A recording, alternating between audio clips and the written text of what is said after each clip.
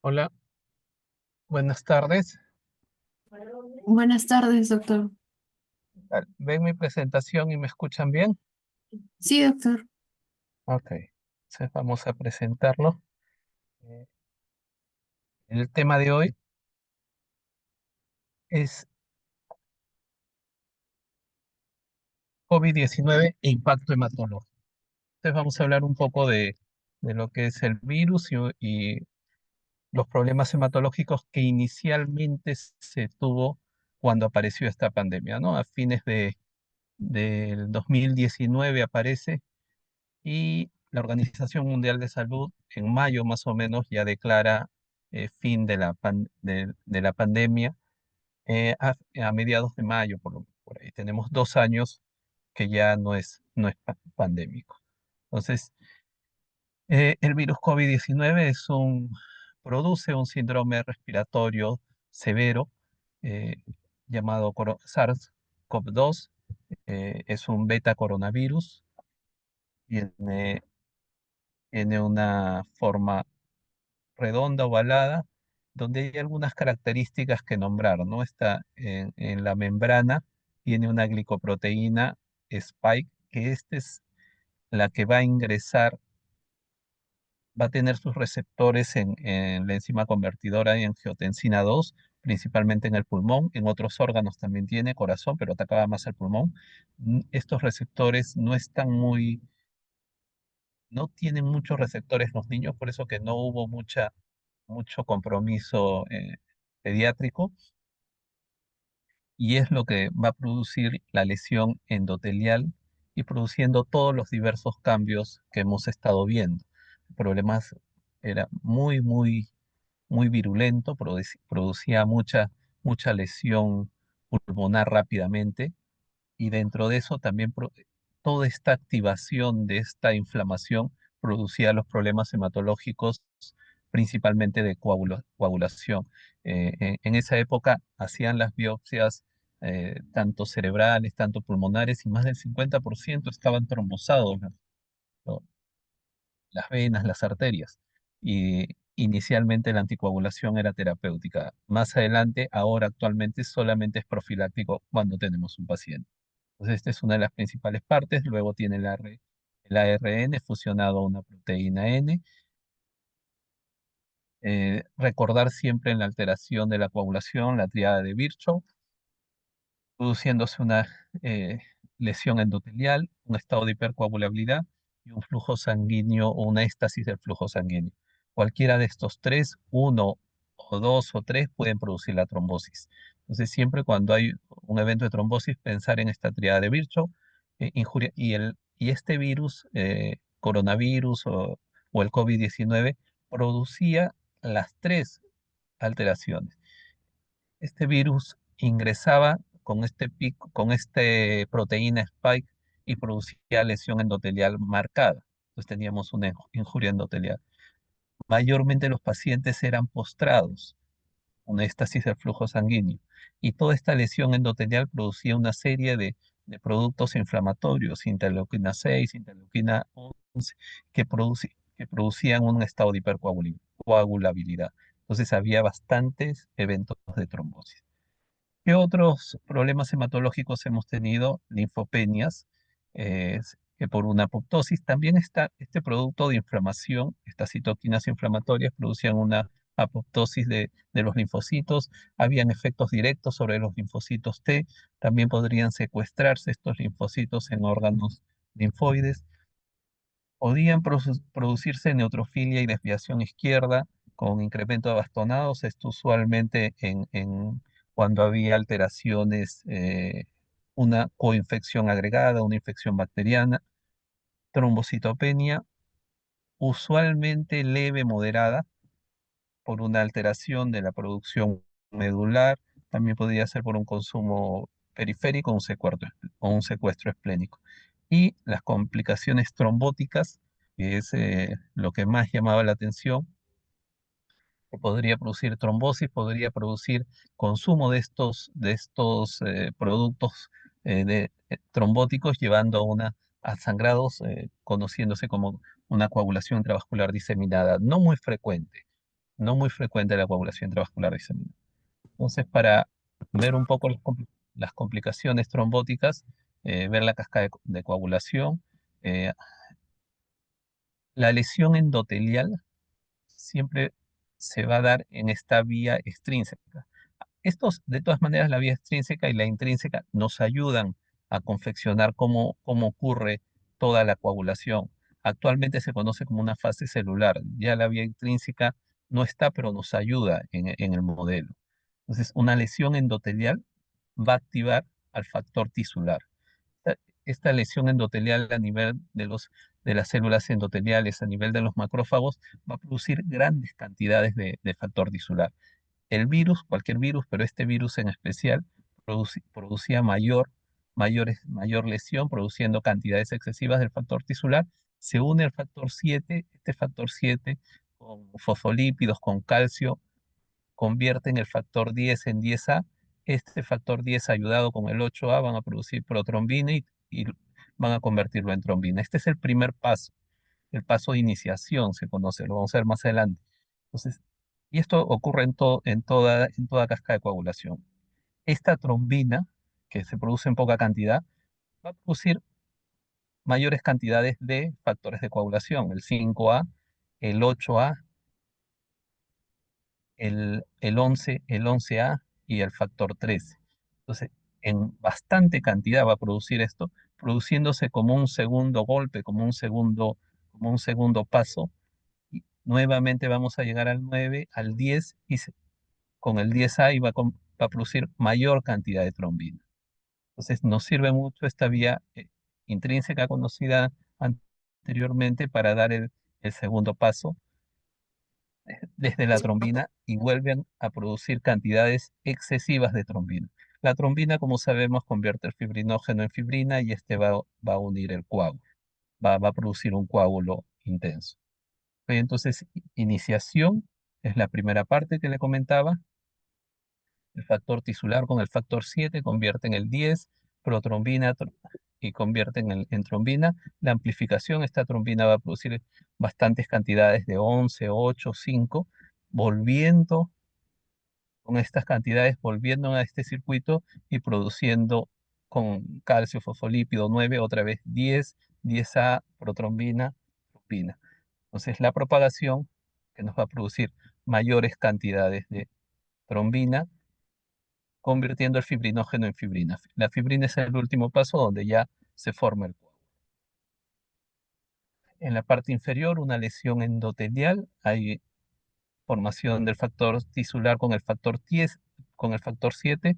Esto con el 10, el 5A van a producir protrombina en trombina. Esta trombina va a producir mayores cantidades de 11, de 5, 8, y esto de acá va a volver y van a producir mayor cantidad de, de trombina, y esta trombina va a convertir el fibrinógeno en fibrina. En un estado de una lesión endotelial, en un estado de inflamación, van a haber varios mecanismos que van a producir esta activación de esta cascada, como una disfunción de las células endoteliales, o sea, los endotelios donde se produce el factor tisular van a estar dañados y van a producir mayores cantidades del factor tisular. Esto lo hace el organismo con la finalidad de defenderse. Producen este factor tisular que se une al factor 7, luego el 7 va a convertir el 10 en 10A, este 10A el 2 en 2A, que es la trombina, y la trombina va a convertir el fibrinógeno en fibrina. También con esta inflamación se activan las plaquetas, hay una activación medida del factor tisular, hay un daño de la función de los anticoagulantes, y por último hay una supresión de la actividad fibrinolítica. Entonces, todo esto se va dando con una inflamación y va llevando a activar todos estos factores para que se produzca esta trombosis. Nuevamente, en una inflamación vamos a tener componentes proinflamatorios, aumenta el tromboxano A2, aumenta el factor von Willebrand, aumenta el inhibidor del activador del plasminógeno y disminuyen la trombomodulina, la prostaglandina I2. Entonces, toda esta inflamación nos va a llevar a ser propensos a producir eventos de trombosis. Todo esto ocurría cuando ocurría, hasta ahora ocurre, pero en menor proporción. Estas variantes ya no son muy trombogénicas.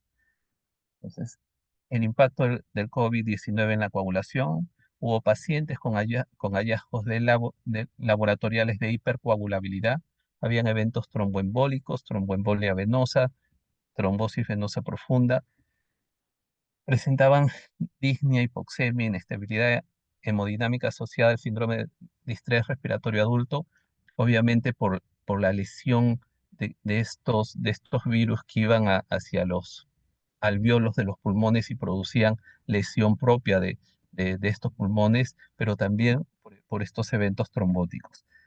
Hacían biopsias de pulmones y encontraban infiltrados mononucleares, polimorfonucleares, apoptosis de células endoteliales. Había una inflamación incrementada, pero también se podían apreciar eventos de trombosis. La cascada de coagulación es un mecanismo de defensa. Entonces, cuando hay una lesión endotelial, como mecanismos de defensa se producen bastantes cantidades de factor tisular, llevando al evento de la trombosis. Tenemos múltiples moléculas, interleuquinas, interferón, que van a contribuir a esta inflamación y a este estado protrombótico. Las citoquinas estimulan estos agentes procoagulantes, como el factor tisular. La respuesta inflamatoria sistémica aumenta las concentraciones de fibrinógeno, produciendo mayor cantidad de trombina. Y también se ve en cualquier proceso infeccioso anticuerpos antifosfolipídicos produciendo mayor trombosis arterial. Y como en el COVID la inflamación, el estado era una hiperinflamación, podíamos encontrar anticuerpos antifosfolipídicos, y en los pacientes que tenían anticuerpos antifosfolipídicos había mayor eventos de trombosis. También se podían inhibir la activación del plasminógeno, habría menos plasmina para degradar la fibrina y el trombo seguía produciéndose. Porque una vez que se forma la fibrina, que es el coágulo que va a frenar el sangrado, hay que remodelar esa fibrina, hay que disminuirla, y eso se hace con la plasmina. Entonces, si hay poco plasminógeno, no va a haber plasmina, y se va a seguir formando fibrinógeno en mayor cantidad. También esta plasmina incrementada va a haber mayor actividad fibrinolítica y vamos a tener productos de degradación de fibrina. Como tenemos bastante fibrina, se van degradando y se producen cantidades excesivas de dímero D. Entonces, este virus produce una activación de los macrófagos, de las células endoteliales, produciendo mayor cantidad de factores tisulares y una serie de proteínas, de interleuquinas, de factor necrosis tumoral, produciendo apoptosis de los linfocitos. Inicialmente, la rápida replicación viral producía apoptosis masiva de estas células endoteliales. Había una pérdida de la función anticoagulante natural en el lumen vascular, produciendo estos eventos de trombosis. Este virus activa el sistema del complemento. Hay una injuria de la lesión del endotelio vascular, produciendo formación de trombos a todo nivel sistémico, principalmente en pulmones, pero podría ocurrir en cualquier órgano. Entonces, este COVID-19 incrementó el riesgo de trombosis venosa profunda, tromboembolia pulmonar. Por los mecanismos comentados, había una estasis sanguínea por la inmovilización. La inflamación producía una hipercoagulabilidad y propio del virus que llegaban por las células endoteliales en una gran parte también producía lesión endotelial. Se encontraba en 25% de pacientes con UCI asintomáticos, trombosis por ecografías que se les realizaba. A un grupo considerable de pacientes se les hizo ecografía asintomáticos en UCI 25%. 20 a 27 tenían trombosis venosa profunda y de 3 a 11% tromboembolia venosa. Hay elevación del fibrinógeno, del dímero D y hay leve prolongación del tiempo de protrombina, el tiempo parcial de tromboplastina activado. Entonces, inicialmente el uso de anticoagulantes en un paciente con COVID era la piedra angular del tratamiento en ese aspecto a inicios del 2020 para prevenir la trombosis venosa profunda y también como un efecto antiinflamatorio. Entonces, y dosis terapéuticas inicialmente. Enoxaparina, 1 miligramo por kilo por peso cada 12 horas. Cualquier paciente que estuviera hospitalizado, que estuviera en UCI por COVID-19, tenía que recibir anticoagulación terapéutica. Actualmente, ya con las vacunas y con la disminución de esta virulencia debido también al cambio de las cepas, actualmente estamos con muy trombogénico, solamente se da profiláctico en los pacientes que están hospitalizados.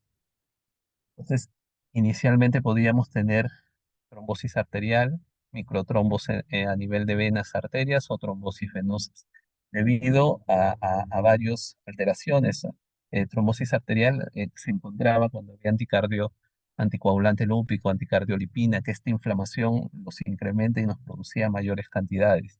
Y en la trombosis venosa, eh, incremento del factor von Willebrand, incremento del factor 8 por el proceso inflamatorio. Se activaba la coagulación, se activaban cositos, había una lesión endotelial y podía producir eh, trombosis tanto arterial como venosa. La coagulación intravascular diseminada es un proceso que usualmente se produce cuando hay una inflamación severa, marcada. Esta inflamación eh, desencadena todos estos moléculas interleuquinas, las cuales van a producir trombosis inicialmente, y esta trombosis se va a consumir todos los factores de coagulación, llevando al final a sangrados. Una coagulación intravascular diseminada se caracteriza por trombosis y sangrado. Si bien es cierto, el COVID-19 no producía como tal un CID, pero podría llegar si es que el paciente se deterioraba o permanecía mucho tiempo en UCI. Esta es una estructura del alveolo. El virus del COVID-19 ingresaba en la inspiración al alveolo. Las membranas del alveolo tenían los receptores de la enzima convertidora de angiotensina 2. Estos iban a recepcionar a la proteína Spike que tiene este virus, ingresaba al torrente sanguíneo y producía mayores cantidades de estos virus con procesos inflamatorios, con detritus de la destrucción produciendo una trombosis. En la infección por COVID-19 existen varias alteraciones pueden producir, que pueden producir la trombosis, ingresa al pulmón mediante la unión del receptor, enzima convertidora de angiotensina, uniéndose a los neumocitos. El virus se replica en el epitelio alveolar, el endotelio y otras células epiteliales que expresan este receptor. Pueden ser riñón, corazón. La endotelitis permite el desarrollo de la coagulación intravascular pulmonar que se manifiesta con D incrementado. Entonces, esto nos lleva a una enfermedad tromboembólica venosa, produciendo alteración de la función pulmonar, alteración de la función cardíaca derecha, alteración de la función cardíaca izquierda, por todos estos eventos de trombosis e inflamación, produciendo como principales problemas hipotensión sistémica, aumento de la presión venosa, edema pulmonar, además que podría ser una coagulación intravascular diseminada, no muy frecuente, pero a inicio sí, un síndrome hemofagocítico. Este síndrome hemofagocítico también es una respuesta inflamatoria incrementada, produciendo diferentes daños, pancitopenia, esplenomegalia, incremento de ferritina, supresión medular, hiperreninemia y coinfección bacteriana. Entonces, un proceso infeccioso ingresando al pulmón puede producir daño a diferentes órganos, produciendo problemas marcados o severos. El virus que se une también a un macrófago, este va a producir factor tisular con el factor 7 y van a producir la cascada de la coagulación, produciendo incremento de una serie de enzimas. El ADAMS 13 incrementa y no es clivado el factor von Willebrand. Este ADAMS 13 es el que va a cortar al factor von Willebrand. Si el factor von Willebrand está presente y no es cortado, y no es el tamaño del factor von Willebrand final, es un pequeño tamaño, pero el inicial, cuando está en su estado pre del factor von Willebrand, tiene que ser cortado o cribado por el Adams 13. Entonces, en estas patologías el Adams 13 baja, entonces este factor von Willebrand permanece grande. Al permanecer grande va a atrapar a plaquetas, a todas las moléculas y va a producir mayor trombosis. En general, para que ocurra esto, esta inflamación hace que se produzca trombosis en varios sitios. Algunas diferencias tenemos en el medio al COVID-19 con la coagulopatía, que puede producir una coagulación intravascular diseminada, un síndrome hemofagocítico, síndrome antifosfolipídico por las anticardiolipinas o una microangiopatía trombótica. Entonces, todos nos llevan a formar trombos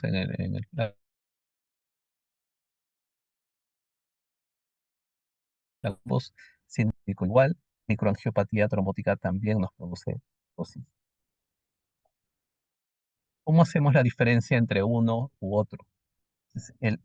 La coagulación intravascular diseminada y la microangiopatía trombótica son enfermedades severas y agresivas. El COVID-19 inicialmente podría ser agresivo.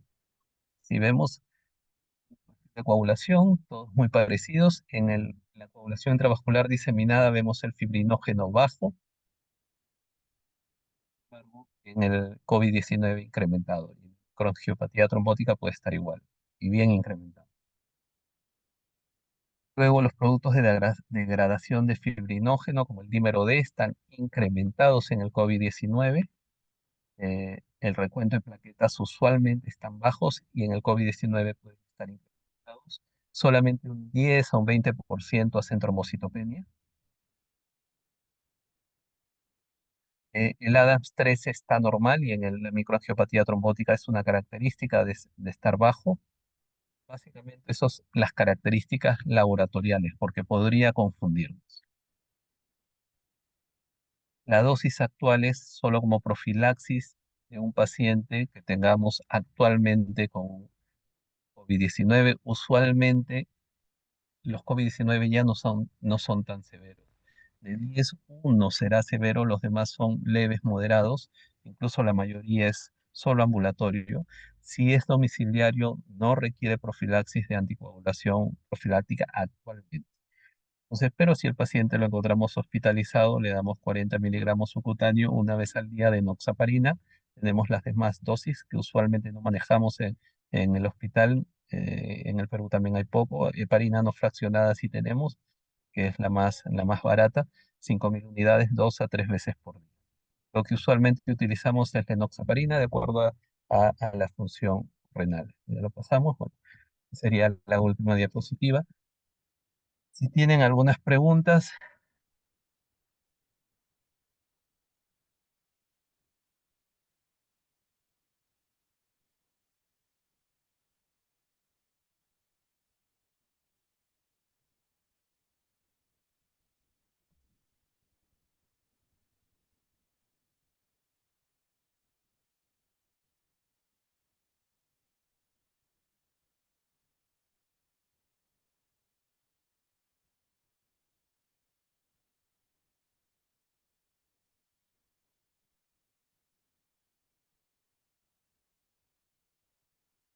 Si hay alguna pregunta, no veo preguntas en el chat.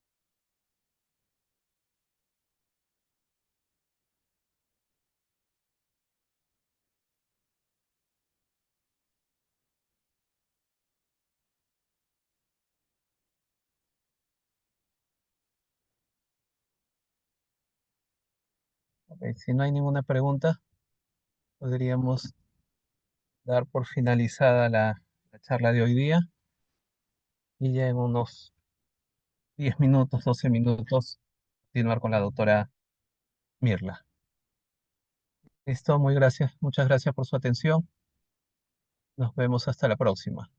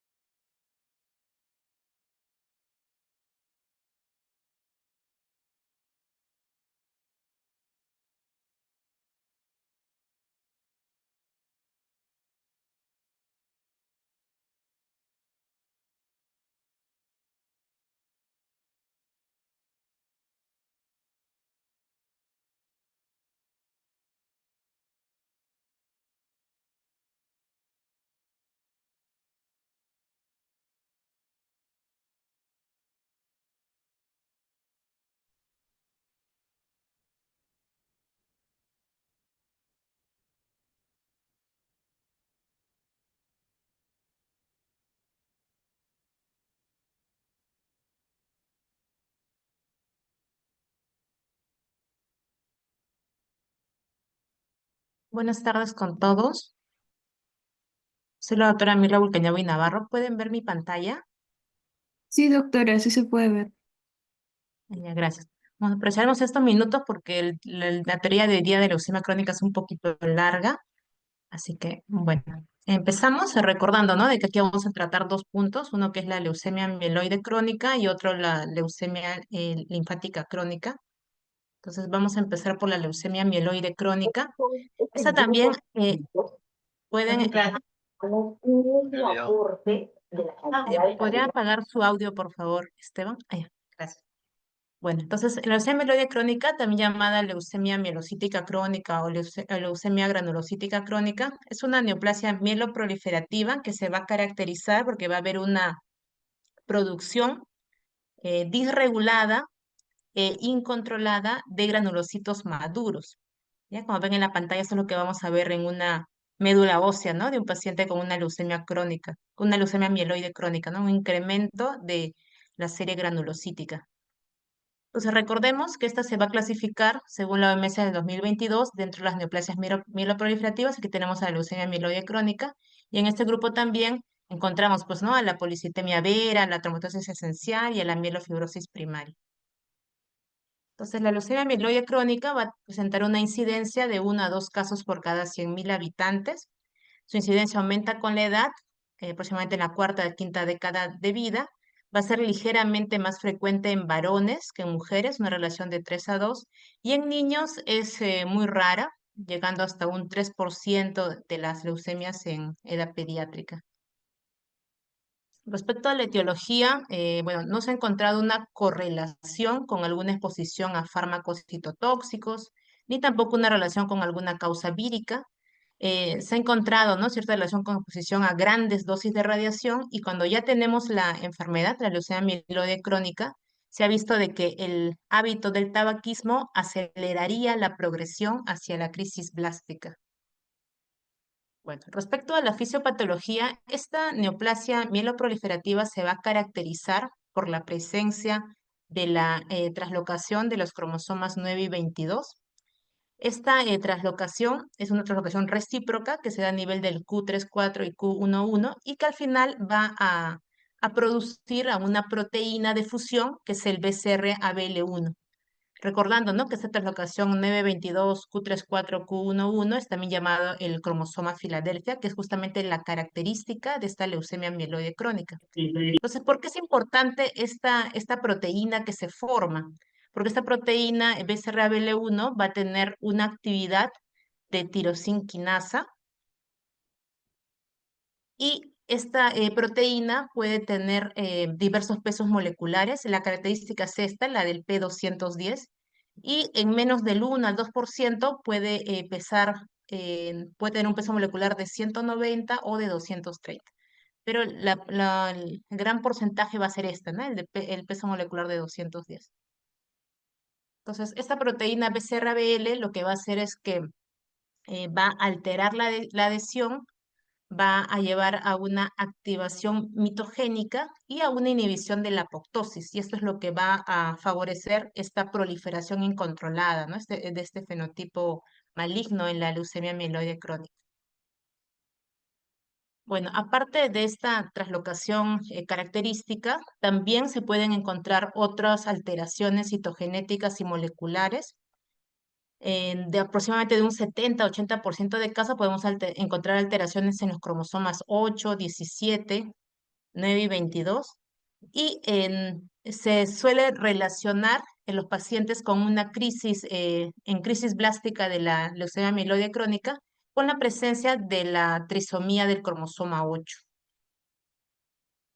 Bueno, respecto a las manifestaciones clínicas, en sí es una enfermedad que se va a diagnosticar incidentalmente en 40-50% de casos. Su presentación va a ser insidiosa, muchas veces los síntomas van a ser generales, como por ejemplo fatiga, malestar general, y en otros sí, ya podemos también encontrar en el paciente que manifieste pérdida de peso o tal vez ya sensación de llenura precoz o dolor en cuadrante abdominal superior izquierdo debido a que puede haber ya un aumento, ¿no? Del tamaño del vaso, es decir, la esplenomegalia. Además, ya cuando tenemos el diagnóstico de la leucemia mieloide crónica, en fase crónica, hay algunas características que nos pueden llevar a pensar a que haya una progresión, como por ejemplo que el paciente empiece a presentar fiebre, que haya un mayor aumento en la pérdida de peso, que tenga dolores óseos o articulares, o signos de sangrado, o de repente ya algún otro tipo de infección asociada o episodios de trombosis. Al examen físico, el hallazgo característico es la esplenomegalia, que se va a deber a una infiltración de granulocitos en diversos estadios de maduración. La hepatomegalia suele ser leve y es muy poca la presentación de linfadenopatías y de sarcomas mieloides. Respecto a los exámenes de laboratorio, vamos a encontrar en sangre periférica a los granulocitos en sus diversas etapas de desarrollo. Es decir, vamos a poder encontrar no solamente neutrófilos o bastones, sino también mielocitos, metamielocitos o de repente también promielocitos. Y además se suele encontrar aumento también del número de basófilos en estos pacientes con leucemia mieloide crónica. Otro hallazgo que podemos encontrar es un aumento en el recuento de plaquetas al momento del diagnóstico, hasta en un 50% de casos. Y se ha encontrado, ¿no?, algunos reportes, pero ya que son inusuales, de inclusive poder llegar a plaquetas a más de 1 millón. Entonces, en sangre periférica eso es lo que vamos a encontrar, la leucocitosis con la característica de encontrar a los granulocitos en sus diversas etapas de maduración mieloide. Vamos a encontrar en el paciente, en algunos casos, trombocitopenia, anemia, la basofilia. Y en la médula ósea va a ser una médula ósea hiperplásica, es decir, con aumento de la celularidad. Esto como podríamos ver en el extendido de sangre periférica que está en el lado izquierdo. Vemos en el fondo los eritrocitos y las células de la serie mieloide, de la serie granulocítica, como en el borde de la esquina superior izquierda. Este es un basófilo, ahí con sus granos azurófilos. Acá por el medio encontramos también lo que son mielocitos, metamielocitos segmentados. También encontramos por aquí un bastón. Inclusive el de acá abajo de la esquina inferior izquierda parecería también un promielocito.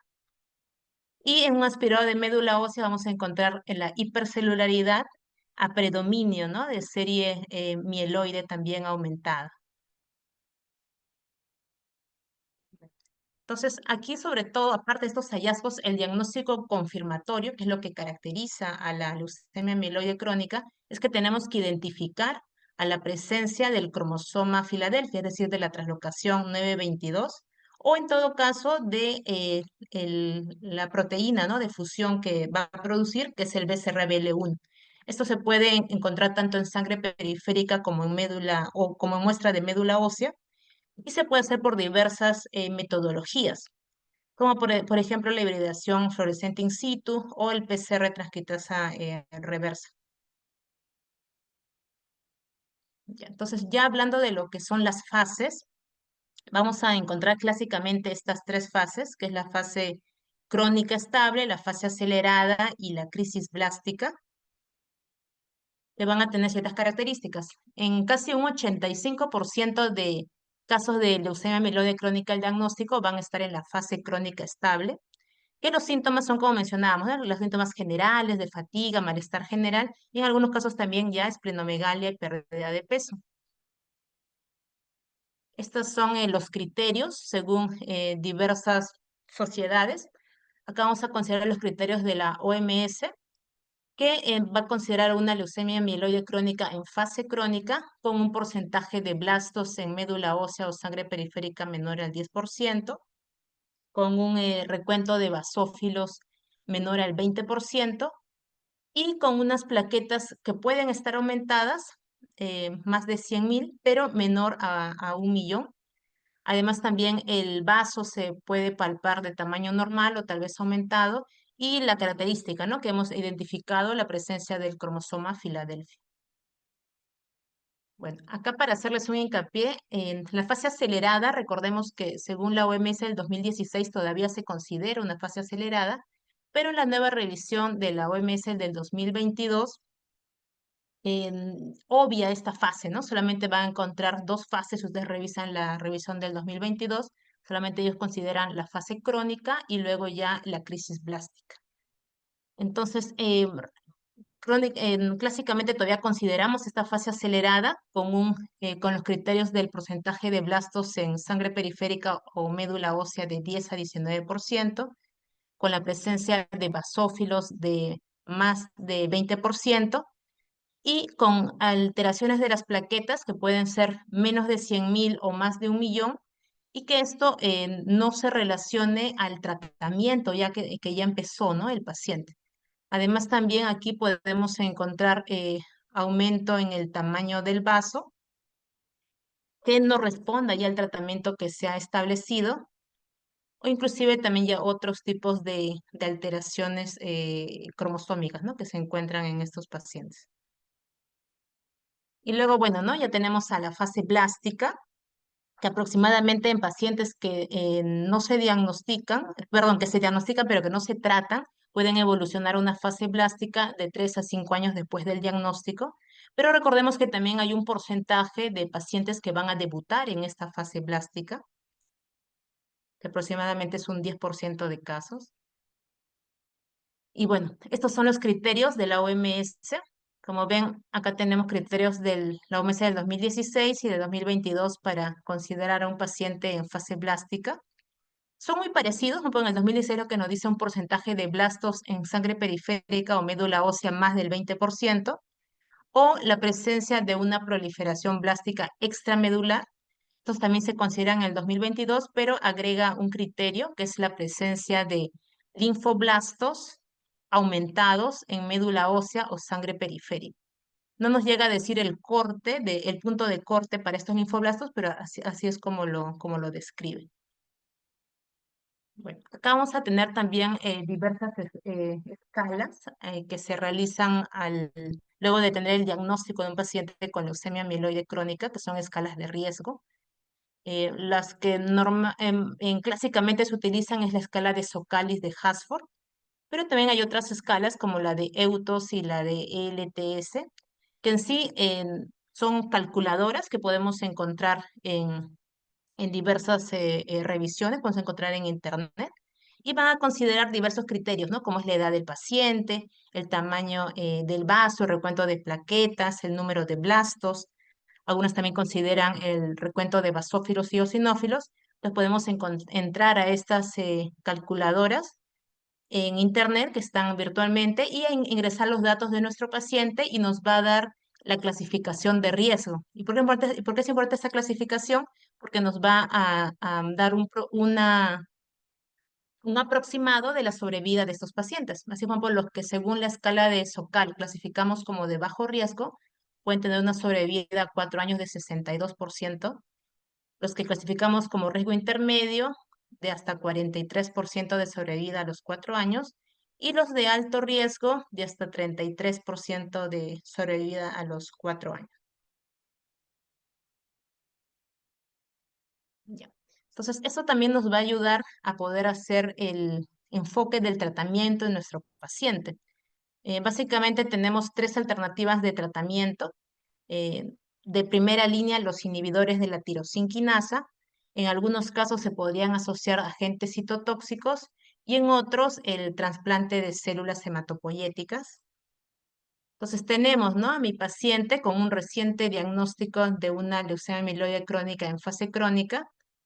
Hemos hecho ya también la que es la determinación de la clasificación de riesgo.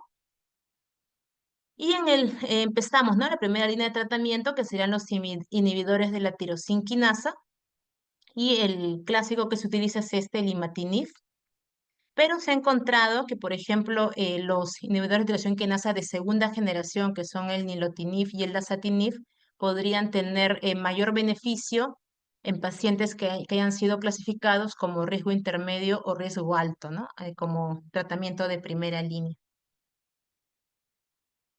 Mientras que en los estadios avanzados, sea que el paciente haya debutado en una fase acelerada o en una crisis blástica, o sea parte de la progresión de un paciente que ya haya tenido diagnóstico de leucemia mieloide crónica en fase crónica, Aquí en lo que es la fase acelerada, el tratamiento son los inhibidores de tirosinquinasa de segunda o tercera generación. O sea, directamente aquí se empezaría con dasatinib, nilotinib o bosutinib.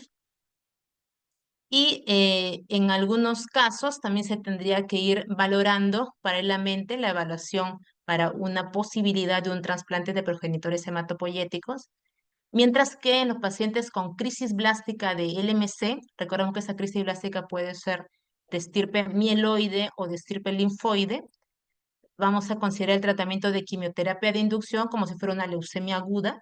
Si es una crisis blástica linfoide, pues se dará una quimioterapia de inducción para leucemia linfoide aguda, más adicionando el ITK, que también sería de segunda o tercera generación. Y si es un paciente en crisis blástica mieloide, pues voy a dar una quimioterapia de inducción para un paciente con leucemia mieloide aguda, adicionando también el inhibidor de la tirosinquinasa. Y estos pacientes en crisis blástica deberían consolidar el tratamiento luego de la quimioterapia con el ITK de un trasplante de progenitores hematopoyéticos. Bueno, entonces, justamente como les mencionaba, aquí es muy importante el tratamiento, considerar los inhibidores de tirosinquinasa, ya que estos van a ser la primera línea de tratamiento. Y solemos utilizar una dosis de 400 miligramos al día, en el caso del imatinib. Y en algunas fases, como fase acelerada, que no se cuente, ¿no? De repente con un inhibidor de segunda generación, se podría utilizar el imatinib, pero a mayor dosis, ¿no? Inclusive hay literaturas que dicen de 600 hasta 800 miligramos al día.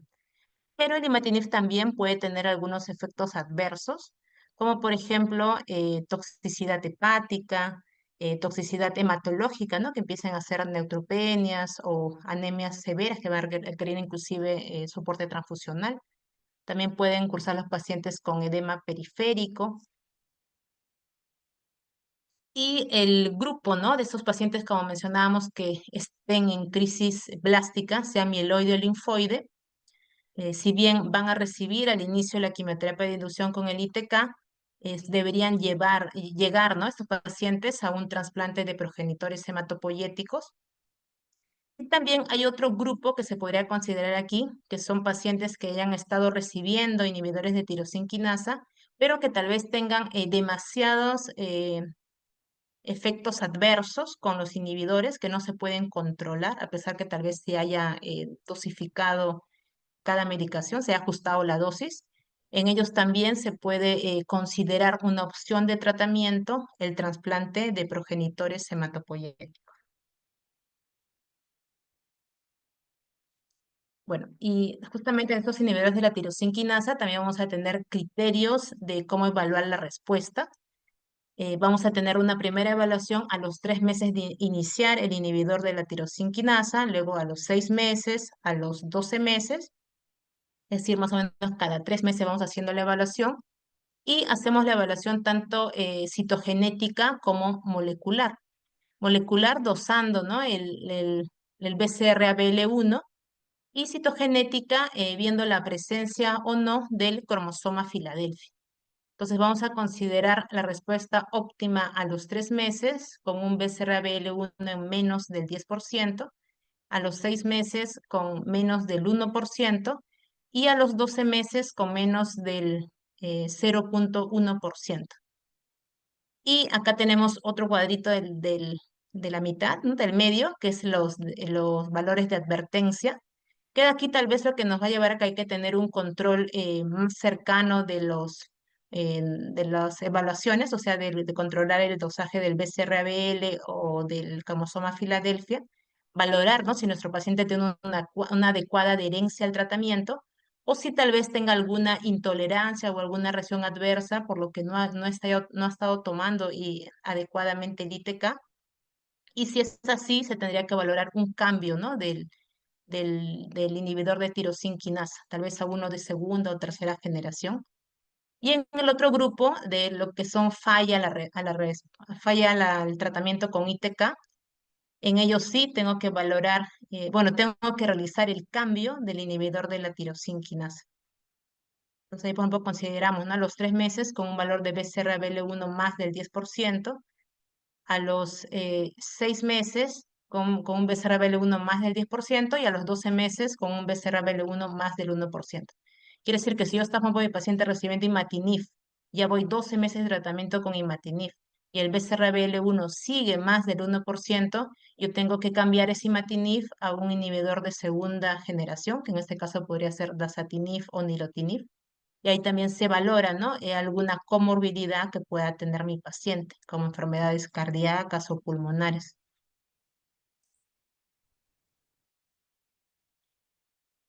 Bueno, hasta ahí era más o menos lo que les traía acerca de leucemia mieloide crónica. Tal vez alguna pregunta que tenga para luego pasar a leucemia linfática crónica.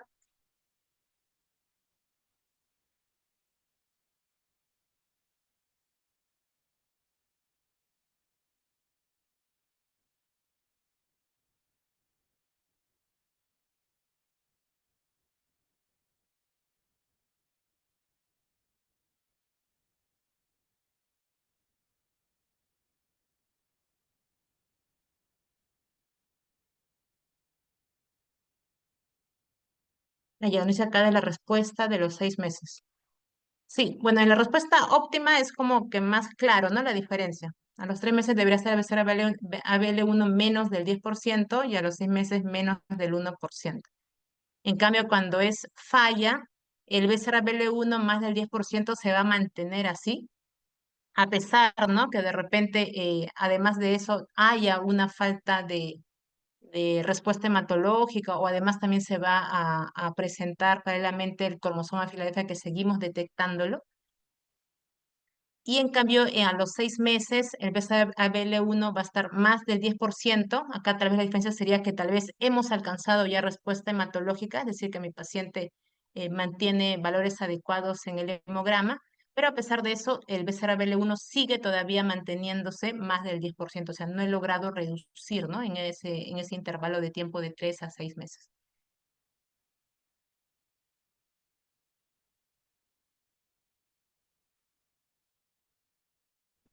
Doctora, tengo una consulta. Buenas tardes. Sí, dime. ¿Podría retroceder a la parte del fármaco de los ITK? Ya. Creo que es la anterior a eso. Ajá, entonces, no, a la siguiente, doctora. O sea, doctora, lo que yo entendí, ajá, es que para el estadio avanzado depende si vamos a usar ITK solamente o la quimioterapia de inducción tipo LLA más ITK, dependiendo si es linfoide o mieloide primero, ¿verdad? O sea, clasificarlo primero. Sí, cuando estamos en crisis blástica hay que clasificar qué blasto es. O sea, si la crisis blástica es de blastos linfoides o si la crisis blástica es de blastos mieloides. Es decir, voy a tener que hacer, ¿no es cierto? Probablemente una citometría de flujo, ¿no? Adicional a los otros criterios de presencia de más de 20% de blastos. Ok, doctora. Entonces, por ejemplo, si en el examen nos ponen en un estadio avanzado tipo crisis blástica, no estaría correcto decir solamente los ITK, ¿no? Sino ITK más quimioterapia. A comparación Sí, de que solo si es en fase acelerada sería solamente ITK, de segunda o tercera sí, generación, ¿no? ujú, sí, exacto, sí. Igual, ¿no? Como te dicen, si es fase crónica o fase acelerada, siempre va a ser ahí ITK. En cambio, si es ya crisis blástica, tiene que ser el ITK más la quimioterapia. Sí. Doctora, y en los ITK de segunda o tercera generación, ¿cuál es el que más se usa? ¿El de segunda que lo mencionó? Sí, normalmente siempre se suele empezar con los de segunda generación, que ahí están el dasatinib, el nilotinib y el bosutinib. Ujú. Y mayormente cuando ya hay otro tipo de intolerancia o tal vez se ha encontrado una mutación, muchas veces aquí cuando ya empiezan a avanzar estadios avanzados, fase acelerada, crisis blástica, se hace también un examen especial que es buscando una mutación que tal vez cause en ese paciente resistencia a los ITK, que se llama así la mutación T315I. Entonces, en el caso de que en mi paciente haya encontrado positiva esa mutación, los de segunda generación no van a ser resistentes también. Entonces, directamente yo tendría que ir al ponatinib, ¿no? Que es el de tercera generación. La tercera. Listo. Ujú. Listo, doctora. Muchas gracias. Me quedó claro. Gracias.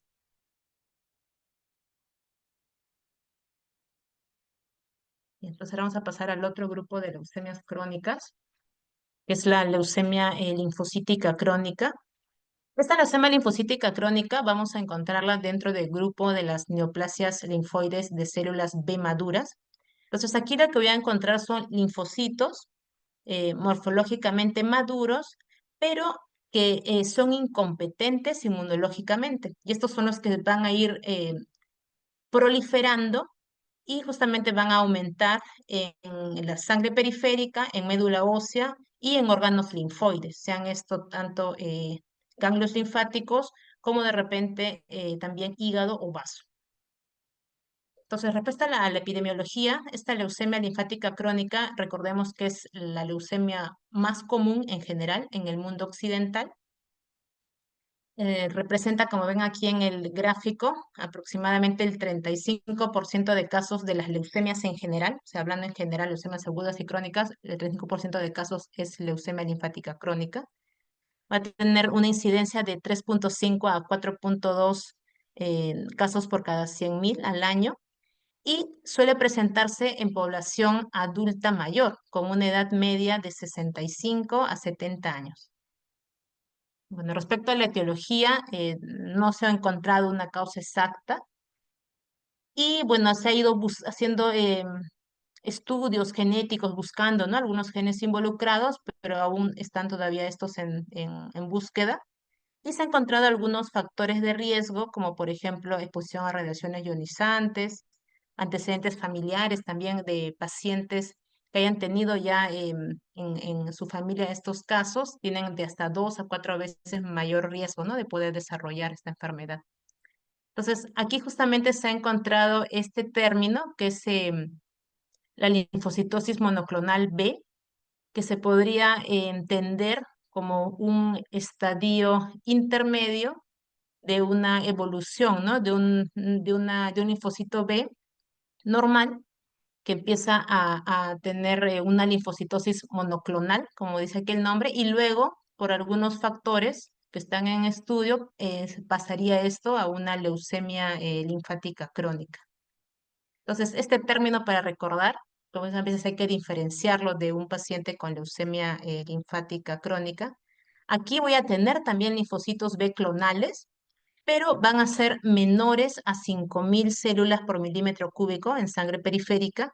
Y aquí no voy a encontrar presencia ni de adenopatías ni de organomegalias, tampoco voy a encontrar citopenias. Y se ha encontrado, ¿no? Que estos podrían progresar, estos pacientes, a una LLC de 1 a 2% por año. Entonces, esa es la diferencia, ¿no? Van a encontrar linfocitos monoclonal B, linfocitos B que son clonales, pero que son menores a 5.000 por milímetro cúbico y no va a tener ni adenopatías, ni organomegalias, ni tampoco citopenias. Ya. Mientras que en la leucemia linfática crónica, la gran mayoría, 50%, van a ser asintomáticos. Los síntomas que puedo presentar son, como ven aquí, mayormente síntomas B, que pueden ser la fiebre vespertina, la sudoración, la pérdida de peso de más de 10% en 6 meses. También pueden cruzar con anemia estos pacientes. Y a nivel de los signos, el característico es la presencia de adenopatías de un 50-90% de casos. También puedo encontrar esplenomegalia de 25 a 55% de casos y hepatomegalia de 15 a 25%. Lesiones a nivel de piel son raras, mayormente menos del 5%.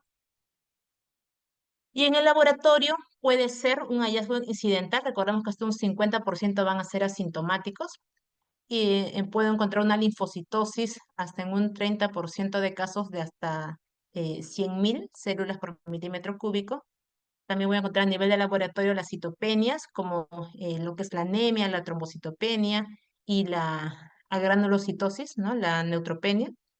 Y la característica es esto, ¿no? Que aquí voy a encontrar linfocitos B clonales en más de 5.000 por milímetro cúbico en sangre periférica, y estos se deben mantener al menos 3 meses para yo decir que mi paciente tiene, ¿no? Una leucemia linfática crónica. Hay otra característica también a nivel de laboratorial, es que estos pacientes suelen cursar con hipogamaglobulinemia.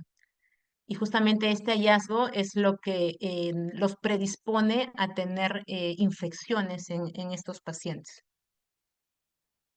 Además, bueno, ¿no? Hay otros exámenes complementarios que solemos solicitar, como es serologías virales para hepatitis B, C, HIV. Esto más que nada como para descartar, ¿no? Que no haya alguna infección viral activa por el tratamiento, ¿no? Que de repente algunos pacientes van a requerir, y ya veremos más adelante aparte del tratamiento. De ahí respecto a lo que son la anemia, hay que descartar que no sea una anemia hemolítica, porque suelen también cursar estos pacientes con, em, con anemias hemolíticas. Entonces se solicita, ¿no? Lo que es perfil hepático para ver el dosaje de bilirrubinas totales. También solicitamos CUMS directo. Y por el hecho de la presencia de adenopatía se suele solicitar también estudios tomográficos, ¿no? Para ver qué tanta afectación, extensión de las adenopatías presenta nuestro paciente. Ya. Entonces, aquí como les mencionaba, la característica de la leucemia linfática crónica va a ser la presencia de los linfocitos B clonales en más de 5.000 por milímetro cúbico. Entonces, estos se van a caracterizar en el nivel del inmunofenotipo por ser CD19 positivo, CD5 positivo, CD23 positivo y CD20 positivo.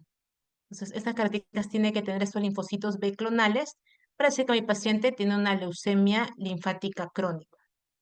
Y esto los va a diferenciar de los otros tipos de linfomas, ¿no? De que pueden, que se diferencian en estos casos, ¿no? Como por ejemplo el linfoma de células del manto también es CD19 positivo, CD5 positivo, pero es CD23 negativo, ¿no? Que es algo que también se diferencia inmunofenotípicamente de una leucemia linfática crónica. Seguramente lo van a ver más en la clase de linfomas.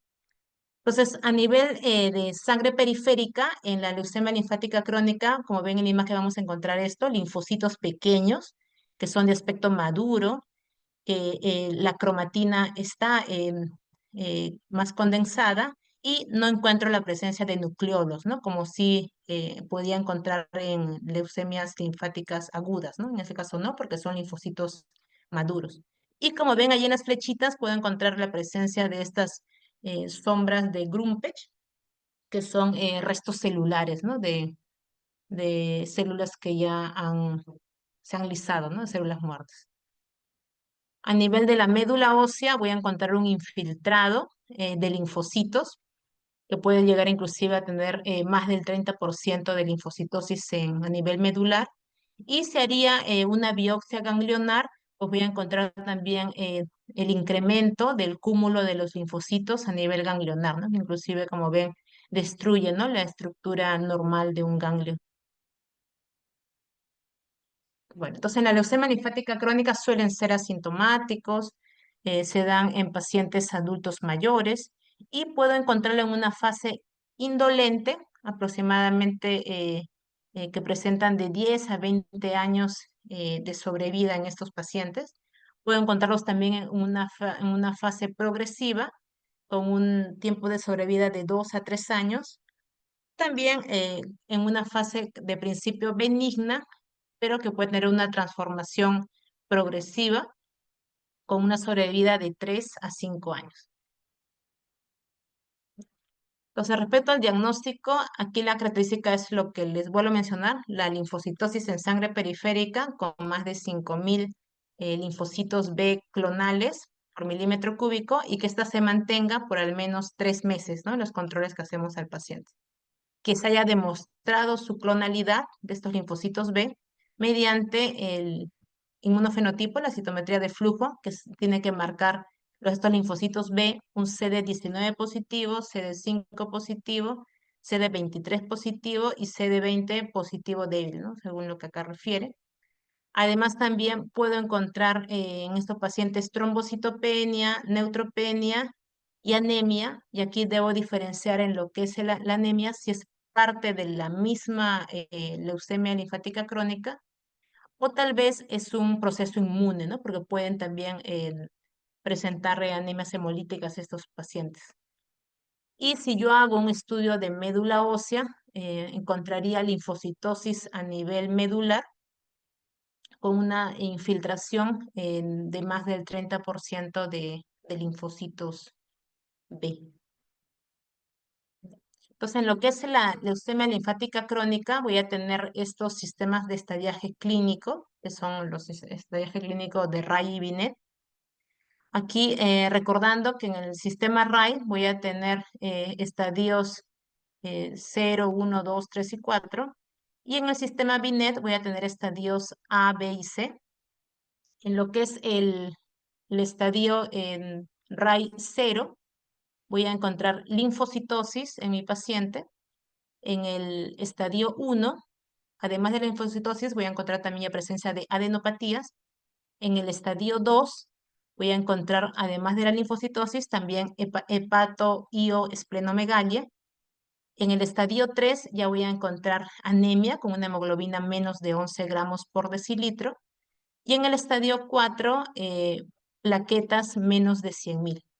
Entonces, esta clasificación, este estadiaje, me va a orientar a la sobrevida de mi paciente, siendo los de bajo riesgo el estadio de RAI 0, con una sobrevida de aproximadamente más de 15 años después del diagnóstico.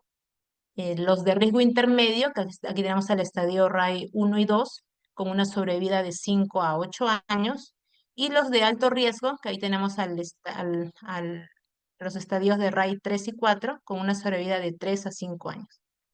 Mientras que en el sistema de estallaje de Binet, voy a tener al estadio A, con la presencia de menos de 3 áreas ganglionares afectadas, al estadio B, con 3 a más áreas ganglionares afectadas, y al estadio de Binet C, con una anemia y trombocitopenia, ¿no? Con una hemoglobina menos de 10 gramos por decilitro, o con el nivel de plaquetas menos de 100.000. Y aquí también, ¿no? Voy a clasificar al Binet A como de bajo riesgo, con una sobrevida de aproximadamente más de 15 años, al Binet B como riesgo intermedio, con una sobrevida de 6 a 8 años, y al Binet C como de alto riesgo, con una sobrevida de 3 a 5 años.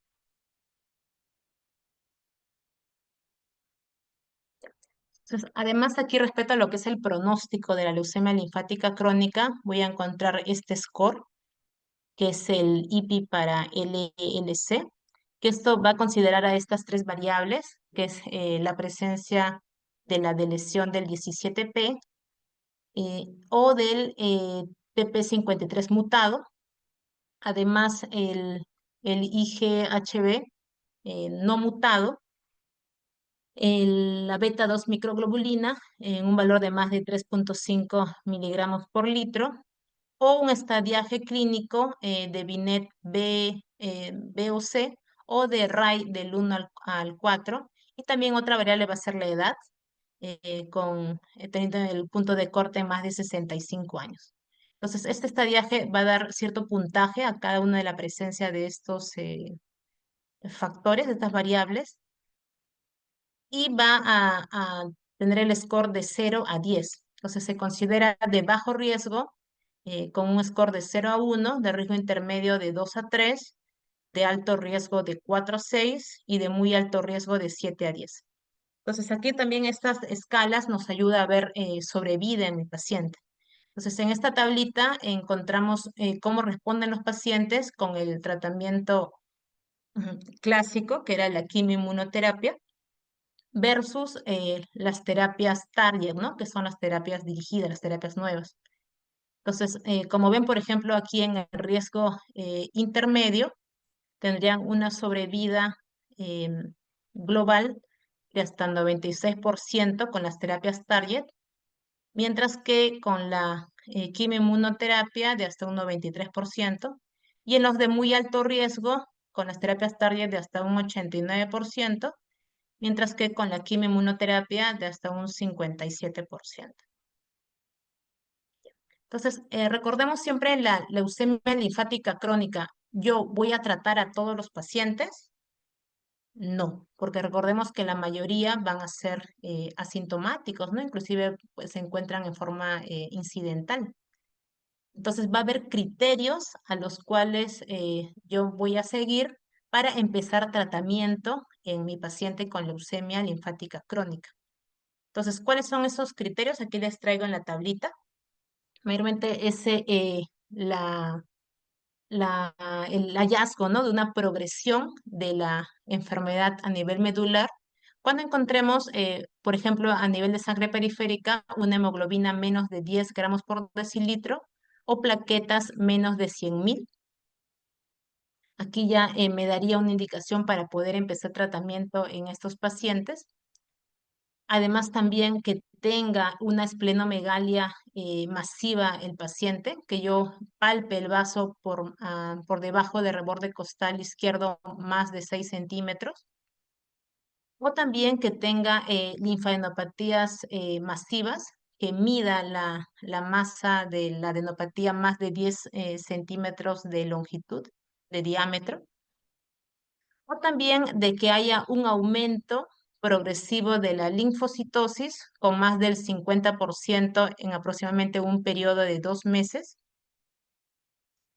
Y también, ¿no? Que mi paciente ya curse con complicaciones autoinmunes, es decir, que tenga anemia hemolítica o tenga trombocitopenia inmune y que no responda, ¿no? Al tratamiento usual con corticoides. Ahí también es una indicación para iniciar tratamiento de la leucemia linfática crónica.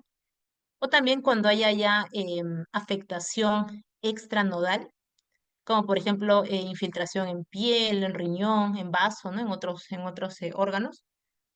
O además cuando ya tenga mi paciente síntomas, ¿no? Porque recuerden que aquí la mayoría va a ser indolente. Entonces, si ya mi paciente tiene síntomas, que son básicamente los clásicos de los síntomas B, es decir, que mi paciente tenga una pérdida de peso de más del 10% en 6 meses, que mi paciente tenga fiebre más de 38 grados por centígrado por 2 a más semanas y que no se haya encontrado una causa evidente de infección, o que tenga sudoración nocturna más de un mes también, ¿no? Sin evidencia de infección, ya sería un criterio para empezar tratamiento, o que tenga una fatiga significativa, ¿no? Que inclusive lo limite en sus actividades de trabajo o sus actividades diarias, ¿no? De mi paciente.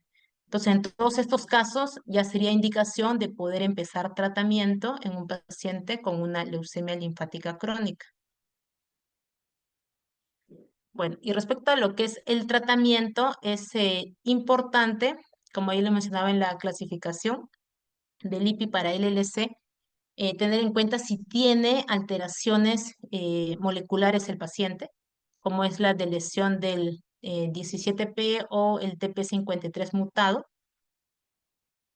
ya que si tiene estas alteraciones, probablemente ya empiezo yo a dar terapias más dirigidas, como por ejemplo el uso de algunos medicamentos como son el ibrutinib, ¿no? Que son ya terapias target, o si no tiene estas alteraciones, pero de repente tiene el IgHB, que es la inmunoglobulina de cadena pesada mutada, y voy a utilizar otros medicamentos, como el caso del venetoclax. Estas son las terapias tardías que se tienen, pero en el caso de que yo no disponga, ¿no? de estos medicamentos o que sean muy costosos para que mi paciente pueda adquirirlos, todavía se utiliza lo que es la quimio-inmunoterapia, que aquí, por ejemplo, son esquemas, como es el esquema del FSR, que es quimioterapia, que es la fludarabina, y acá el R, recuerden que es del rituximab, que esto puedo utilizarlo en los pacientes como parte del tratamiento. O inclusive en algunos pacientes también se puede utilizar lo que es el clorambucil, pero como le digo, ¿no? Lo ideal sería que sí podamos tener ya la alternativa de tratamiento con los agentes target, ¿no? Porque lo de aquí recordemos que siempre la quimioinmunoterapia va a tener mayor toxicidad, ¿no? Recordando que estos son pacientes adultos mayores, la mayoría de casos. Ya, bueno, ya hasta ayer era lo que les traía el día de hoy. No sé si tal vez alguna pregunta tengan sobre leucemia linfática crónica. Doctora, yo tengo una consulta. Sí, dime. En el caso del tratamiento, puede poner la lámina anterior. Me parece que la actividad, la enfermedad inactivada es en Binet A y en RAI 1 y 2, ¿verdad? ¿Eso qué significa? Ah, ya, eso más que nada son de los riesgos. ¿Te acordarás aquí en la tablita? Vamos a pasar aquí un ratito. Ya, aquí. Entonces, en 1 y 2 todavía acá en RAI consideramos como riesgo intermedio, ¿no es cierto? O sea, alto riesgo Ujú. sería 3 y 4. Igual, ¿no? Para Binet, alto riesgo va a ser el C y más bien riesgo intermedio sería A y B. Entonces es por eso, ¿no? Y como veíamos en la tablita donde decía para iniciar tratamiento, supone que cuando tenemos ya anemia significativa, ¿no? Con hemoglobina menos de 10, plaquetas menos de 100.000, ya es una indicación de empezar tratamiento. Entonces por eso es que ahí lo considera, ¿no? De que en esos casos empezaríamos. En cambio, como tú ves en el primer grupo, no, porque no tiene sus criterios de iniciar tratamiento. O sea, quiere decir que solamente yo voy a ir controlándoles, observándoles, probablemente cada 3 meses, ¿no? Un control de hemograma, ver si empieza a bajar tal vez los valores de hemoglobina o de plaquetas, o empieza a tener síntomas, ¿no? Más persistentes. Entonces, en este primer grupo, como eso les decía, ¿tratamos a todas las leucemias linfáticas crónicas? No. Entonces, este primer grupo no lo vamos a tratar. Mayormente tratamos a los que ya van a ser de alto riesgo o que ya tengan esos síntomas, ¿no? Como mencionábamos, como es, por ejemplo, la sudoración nocturna, la fiebre persistente, la baja de peso. A eso se refiere. Que estos estadios primarios, los de bajo riesgo intermedio, no solemos tratar. Solamente mayormente tratamos los de alto riesgo o los que ya tengan estas indicaciones de iniciar tratamiento, que sea descenso de la hemoglobina de plaquetas, que tenga una visceromegalia o adenopatías marcadas, o que ya tenga síntomas B marcados, ¿no? En mi paciente. A eso se refiere del tratamiento. Ya, doctora. Y con respecto a los estadios RAI y el otro no me acuerdo cómo se llama, cuando Binet, dice ajá. linfocitosis, ¿es la linfocitosis que mencionó que es la monoclonal B? Sí, que sea más de 5.000 linfocitos B clonales. Ajá. Ok. Y después todo más adenopatías, más esplenomegalia y así, ¿verdad? Sí, porque como les decía, para el diagnóstico de leucemia linfática crónica, lo mínimo que tengo que tener es haber demostrado que haya linfocitosis B clonal. Y lo demás ya es lo que se adiciona, ¿no? Lo que se suma a la linfocitosis de base. Ujú, sí, Listo, doctora, muchas gracias. gracias.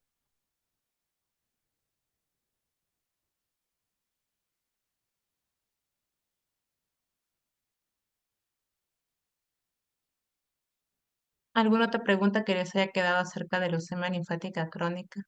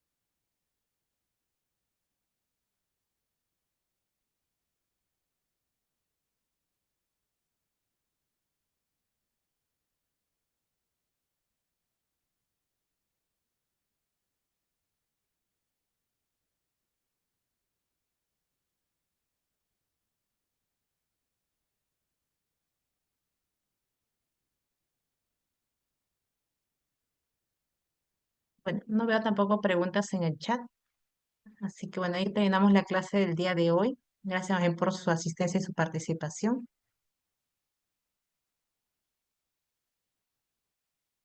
Muchas gracias, doctora. Gracias.